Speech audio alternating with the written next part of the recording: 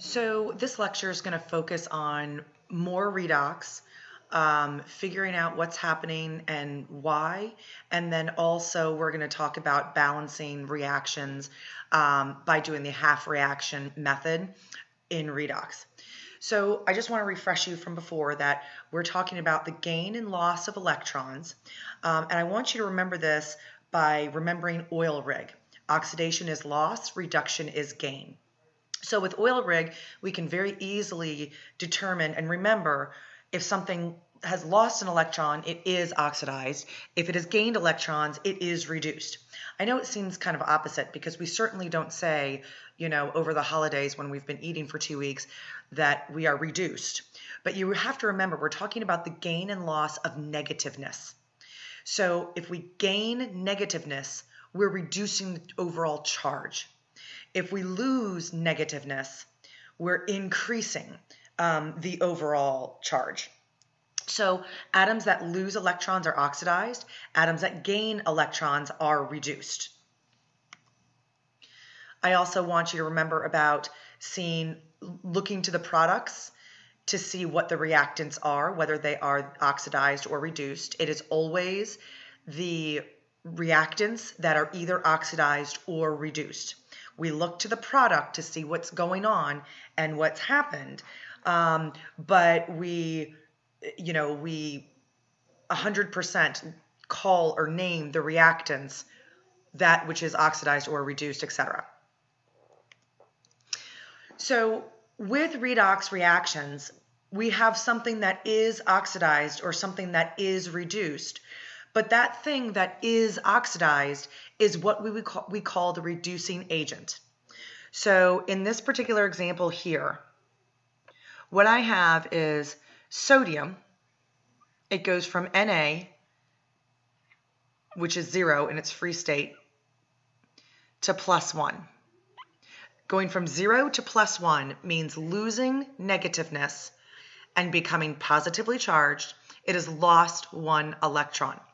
Because it has lost 1 electron, it is the reducing agent. That which is oxidized is doing the reducing to something else.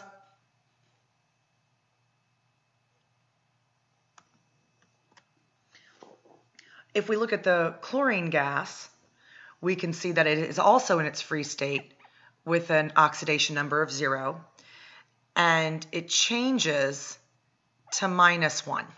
It has gained an electron. It has gained an electron, therefore it is reduced. When it is reduced, it is doing the oxidizing of something else. So simultaneously, when there is a gain and loss of electrons, those entities are the oxidizing and reducing agents. So if you look at these examples here, if we look at the first one, magnesium and solid magnesium and oxygen gas, we see that the oxygen, which originally is in its free state right here, it gains 2 electrons on the reactant side. So in this case, oxygen gas is reduced, and therefore it is the oxidizing agent.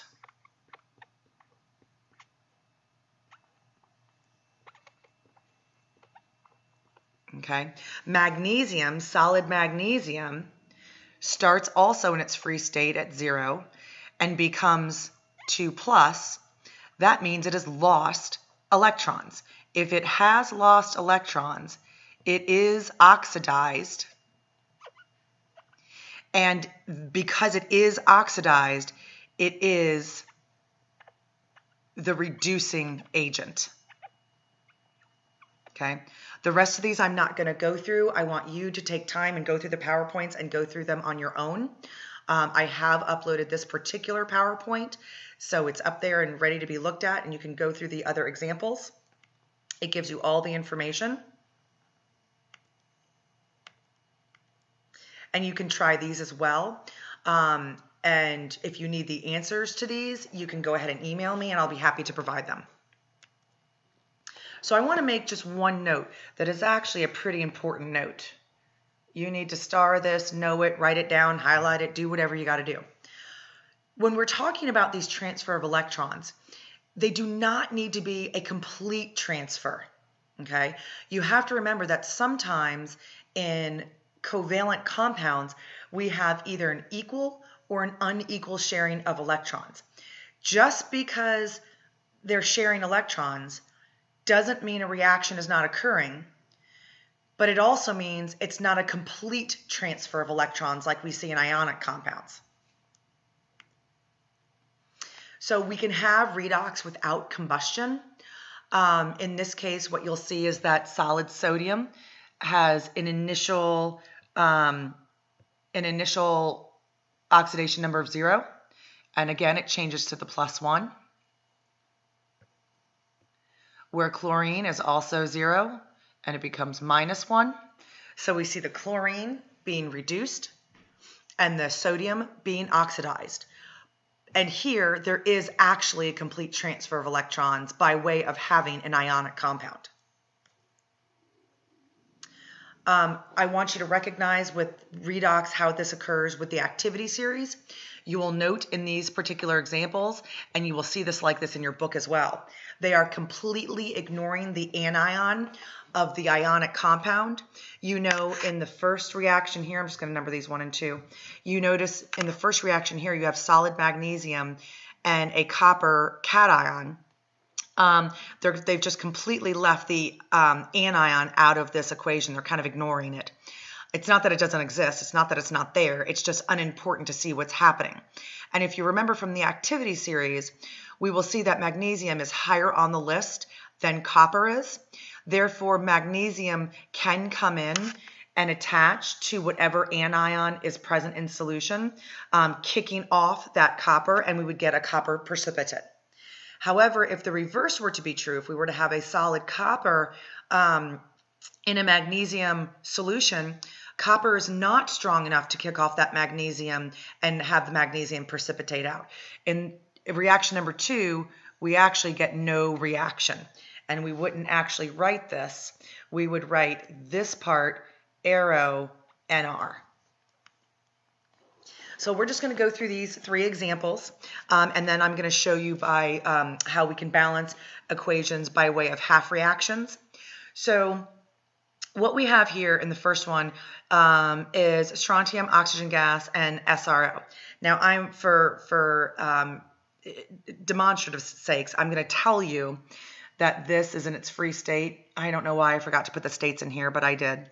You should recognize O2 as a diatom, so it's also in its free state. Okay, and if we look at the strontium, we know that oxygen is -2. We know it's -2, even though it may not get priority for that -2 because it's involved in an ionic compound. And in an ionic compound, the metal gets priority to its oxidation number. It just so happens that strontium is in group 2. Therefore, it has an oxidation number equal to its charge, which is +2. And oxygen goes from 0 to 2-. Okay, so that means oxygen is reduced, and it is the oxidizing agent. And solid strontium is oxidized, and therefore the reducing agent. Okay. Notice I said solid strontium and oxygen gas. I did not say strontium oxide. That was never a choice. Always the answer to what is oxidized or what is reduced or what is the reducing agent or what is the oxidizing agent is going to be a reactant. We look to the products to see what happens, but it is going to be a reactant. If we look at the next one, magnesium, I'm telling you, is in its solid state, so it's in its free state and has an oxidation number of 0. And the magnesium in the compound is going to be +2. Okay, we have a loss of 2 electrons here. If I look at nitrogen. It is going from 0, because it's in its diatomic form, to -3. So we have a loss of 3 electrons here. I said loss. I meant to write gain. I'm sorry. I'm kind of thinking ahead a little bit. We have a gain of 3 electrons. Now, I want you to note something about this when we get to the next PowerPoint. The loss and gain of electrons is not equal. There has to be an equal gain and loss of electrons to maintain conservation of mass. So this is why we're going to balance these redox by half reaction method. Okay, and then also this, my 2 got cut off. That's a 2. And I will tell you also this is solid sodium, so it's 0 in its free state. And it is +1 here. You have to remember, or should start recognizing, that hydroxide is a polyatomic and it's a -1 charge overall. So we're going to look at this oxygen here. Let me choose a different color there.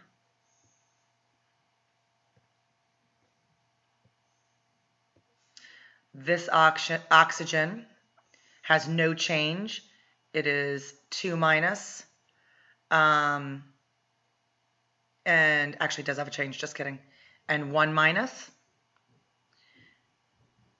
And we can look at this hydrogen and this hydrogen. We're going from +1 to 0. Okay, so we have all these electron shifts and changes, and we have to look at what's happening and look at what the electron gains and losses are. So let's look at balancing these by way of doing the half reaction method. So I'm just going to pull up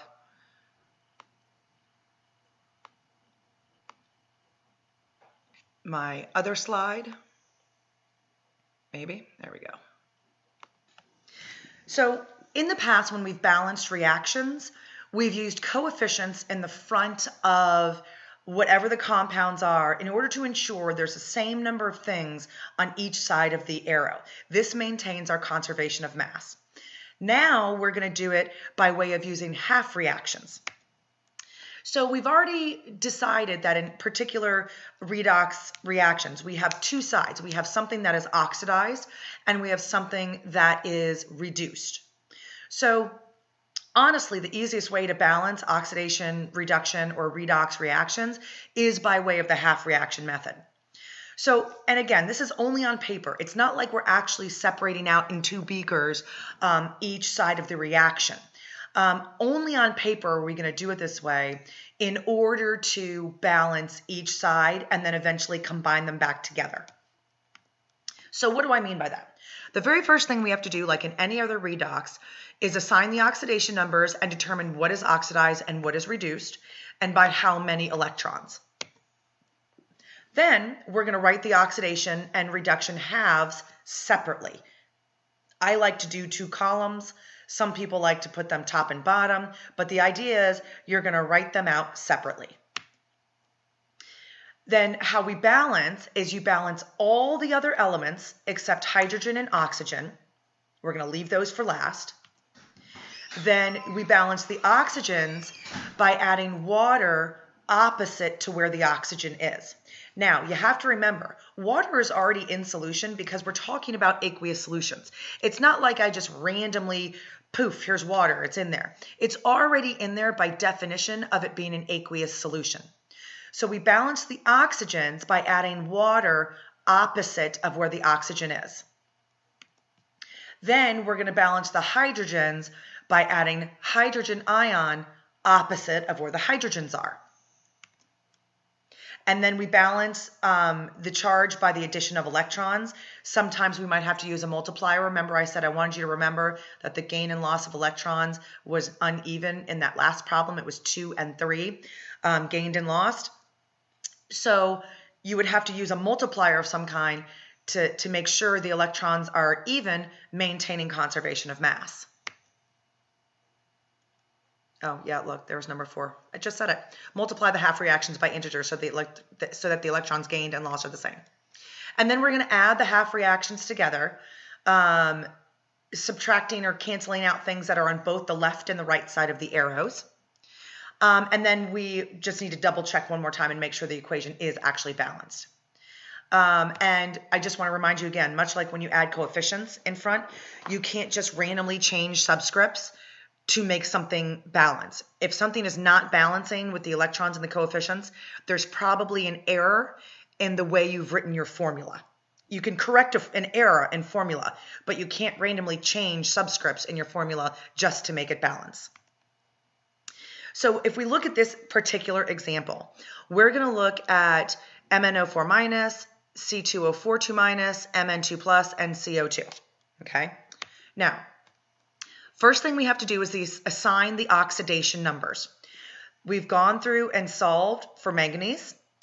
It goes from a +7 to a +2, so it's reduced. And the carbon goes from a +3 to a +4.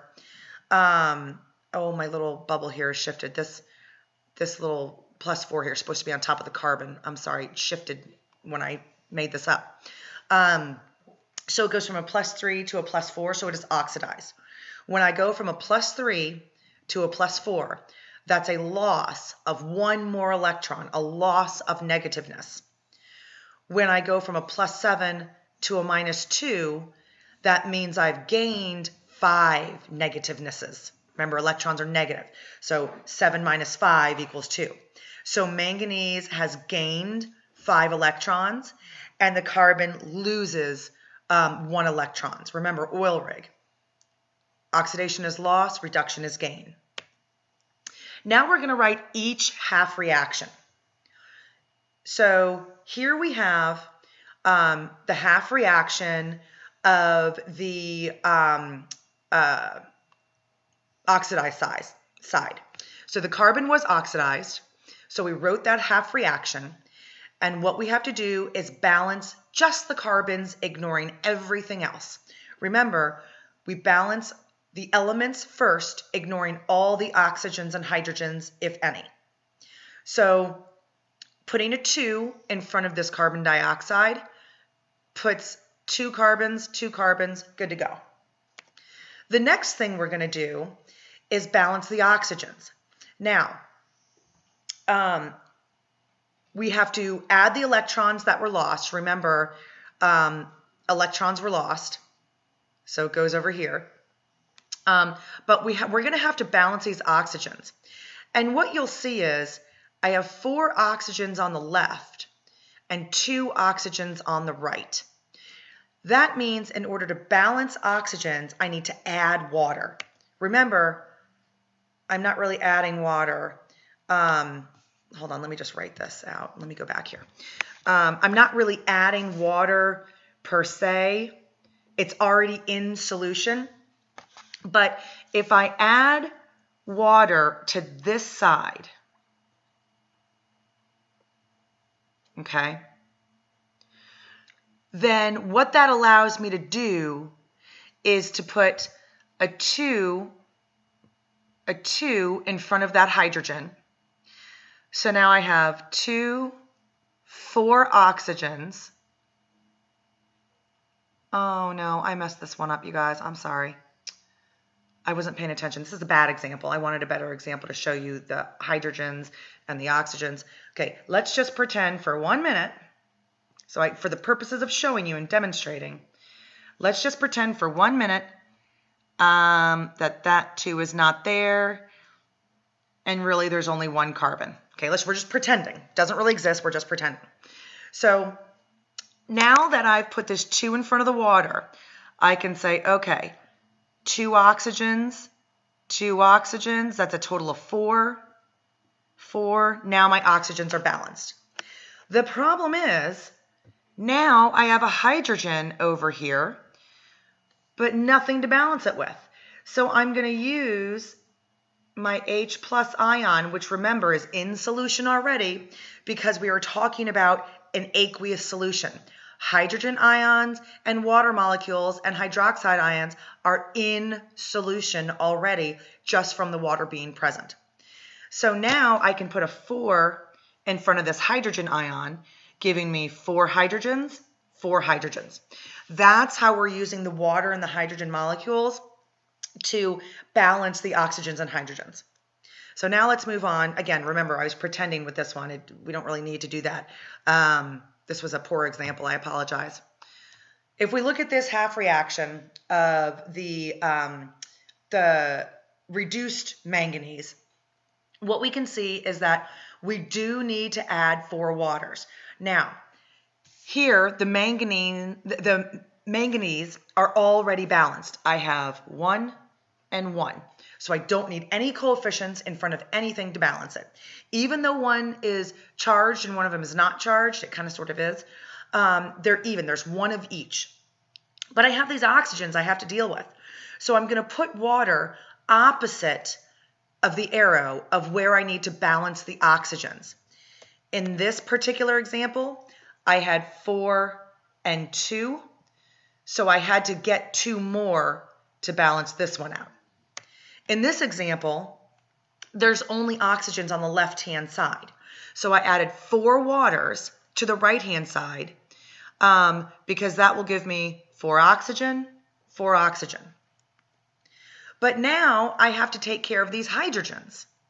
I have my 1 to 1, 4 to 4, but now I have 8 hydrogens. So I'm going to add 8 hydrogens opposite of the water to balance out the hydrogens. Now you have to add those 5 electrons to the left side. Okay, we're adding them to the left side because when they are gained, we are treating them like a reactant. Remember, this side of the reaction, the plus side, means add together. This side, the plus side, means and. Okay, so when this MnO4 minus gained 5 electrons, those 5 electrons were added to the MnO4. So now we're going to put the 2 half reactions above and below each other. And you will notice that the number of electrons gained and lost is not the same number. So what we have to do is use a multiplier to both of them to make sure the number of electrons are equal. Now, whenever I see 2 and 3 electrons, I think 6. Whenever I see 2 and 5, I think 10. What do I mean by that? What I mean by that is we're going to take this whole thing. Let me go back one. We're going to take this whole thing and multiply it by 5 to give us 10 electrons. And we're going to take this whole thing and multiply it by 2 to get another 10 electrons. All right. Remember, just like algebra, if you do it to one thing, you got to do it to everything. So if I take that 5 and distribute it through, I get a 5 in front of here, a 10, and a 10. I get a 10, a 16, a 2, and an 8, because I carried my 2 all the way through. Then when we add these together, you will note the 10 electrons cancel out. We have anything else that's canceling out? No, we do not. So our final balanced chemical reaction by way of half reactions is that. Okay? I'm not going to worry right now about you guys doing it in basic solution, but what you need to know is that within basic solution, and you add the hydroxide, not water. That's the only difference. Before we added water to balance the oxygens. Now we're going to add hydroxides to balance the oxygens. And then again, still the hydrogen ion to neutralize the hydrogens. And you will have water on both sides. Okay, that's it for this chapter. Make sure you are going ahead and you are maintaining working on your homework and using those study guides, the helpful information as you need. If you have any questions, feel free to email me. Thanks so much, guys.